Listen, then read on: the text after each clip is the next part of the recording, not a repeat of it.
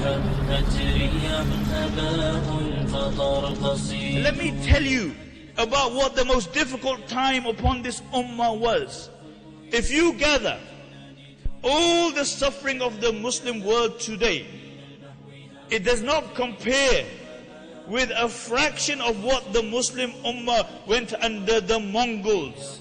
History records that there were only two generals who never lost a battle. One was Genghis Khan and the other was Khalid bin Walid radiyallahu anhu, the sword of Allah. When Genghis Khan and his descendants, they ransacked, they decimated the Muslim world, and this is no exaggeration. Western historians mention they reached Poland, they reached Bulgaria, they reached Moscow, but they mentioned that what they did to the Muslim world was unparalleled in cruelty. When they took Bukhara, the narrations mentioned they gathered every single Muslim in the masjids and they butchered them. When they took Samarkand, they gathered the Muslims outside Samarkand, and then every single Muslim was butchered, and then they cut off their heads and they made pyramids out of their heads. When they took Burgan, Juwayni, the famous historian, mentions that there were 50,000 Mongol soldiers. Each one had been given 24 Muslims to execute. And then after that, they marched upon where? They marched upon the Muslim Caliphate, Baghdad. Baghdad was the most beautiful city in the Muslim world, if not the most beautiful city in the world.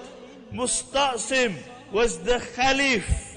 And when Hulagu reached the outskirts of Baghdad, Musta'sim consulted his advisors, and they said the best thing is that you go and ask for terms.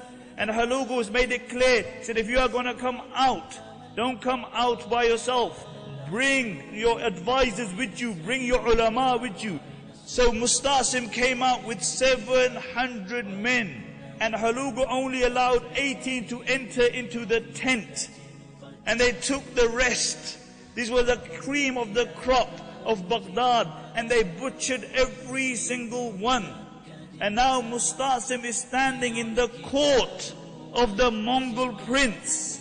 And the same Musta'sim, people would come to his court. He would rebuke, he would chastise. He's shaking in front of Hulagu, and then Hulagu mentions that I'm going to keep you alive for a while.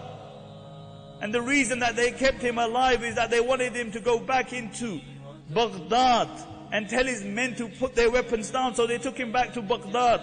And when he had told the people of Baghdad to put their weapons down, the narrations mention they brought his 3 children in front of him, and then they butchered them. Then they brought his sisters in front of him, and in front of his eyes they killed his sisters.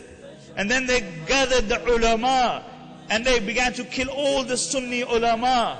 And then Hulagu said that the blood of the Muslims is halal.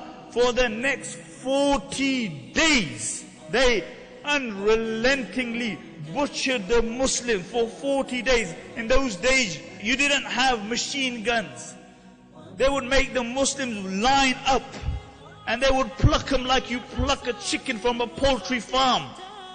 And then they would slaughter them. For 40 days this went on. The Muslims were so petrified. The narrations mention that a Mongol woman would enter into a Muslim home and she would kill every single individual, and nobody would fight her back. A Mongol woman would tell a group of Muslim men, don't move from here. And they wouldn't move from there. And she would go home and she would bring a sword and she would butcher every single one. Narration mentioned that one Mongol would kill 40 children after killing their mothers. The entire population of Baghdad was close to the entire population of Birmingham. And half of the population was destroyed. And after 40 days, Hulagu came into Baghdad and he gave an order that this killing should be stopped. And many of the Muslims had dug graves, and they were hiding in these graves. Many ate dogs, cats, even corpses to survive. This was the situation. And then Hulagu said to Musta'sim, he said, bring me your wealth. So he brought him his wealth. He said, no, bring me the wealth which is hidden. And in the middle of the palace there had a hawd. And underneath was the treasure which had been gathered for the last 500 years. For the last 500 years, the Abbasid caliphs had hid their wealth there. In one day, it went up. And then they imprisoned Musta'sim and they starved him. And Musta'sim asked for some food. And Hulagu sent him a platter with gold upon it.